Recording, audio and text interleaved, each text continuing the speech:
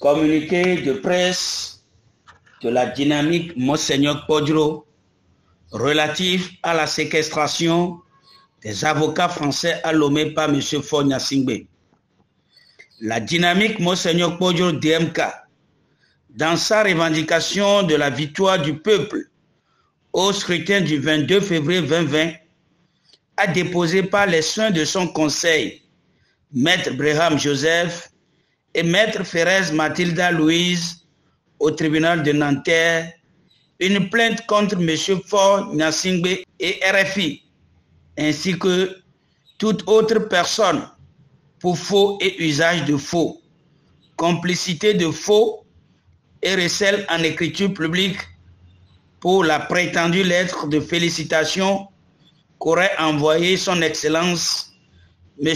Emmanuel Macron à M. Faure Gnassingbé pour saluer sa victoire apocryphe. M. Jean-Yves Le Drian avait affirmé à l'Assemblée nationale française que ce genre de courrier n'a pas vocation à être diffusé quand un député lui avait réclamé une copie du courrier de courtoisie. Et pourtant, le 25 mars 2020, RFI a rendu public un prétendu message portant reconnaissance de la fausse victoire de M. Faure Gnassingbé et Adema aux origines douteuses.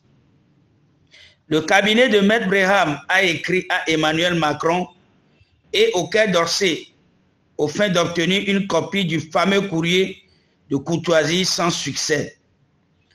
Convaincu qu'aucun courrier diplomatique ne peut atteindre son réel destinataire sans transiter par l'ambassade de France dans le pays concerné, ils ont décidé de se rendre à Lomé pour interroger le personnel de l'ambassade de France au Togo. Arrivés dans notre pays le 21 octobre 2023, ils ont échangé avec diverses personnalités politiques, des acteurs de la société civile, la Ligue togolaise des droits de l'homme et des victimes de la répression post-électorale, sans oublier que toutes les rencontres que les membres de ce cabinet ont eues avec l'ambassade de France n'ont donné aucune trace de la prétendue lettre de reconnaissance. Ceci ne devrait échapper à tout esprit lucide quand on sait qu'au lendemain de ce curieux message diffusé sur RFI, Pierre Friston, journaliste de RFI, confia à un membre de l'équipe de campagne de Dr Agbem Kodjo, le réel vainqueur du scrutin, que les messages incriminés lui furent transmis par la présidence togolaise. C'est cette forfaiture étayée par des témoignages des personnalités rencontrées au cours de leur séjour dans notre pays que les avocats de la DMK ont voulu faire état à travers une conférence de presse prévue au siège de la DMK le 25 octobre 2023 que M. Faure Gnassingbé redoutait en séquestrant à l'hôtel du 2 février pendant près de 10 heures les avocats français en ordonnant de les conduire manu militari à l'aéroport de Lomé afin qu'ils quittent rapidement le pays. Ils ont en outre sollicité un permis de communiquer au parquet pour rencontrer Jean-Paul Omolou et Charles Kodjo Baraka qui ne leur a pas été accordé.